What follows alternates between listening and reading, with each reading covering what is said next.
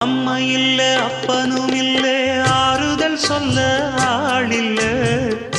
ஆசைப்பட்ட வாழ்வும் ஒண்ணு அவளுக்கு இங்கே சேரல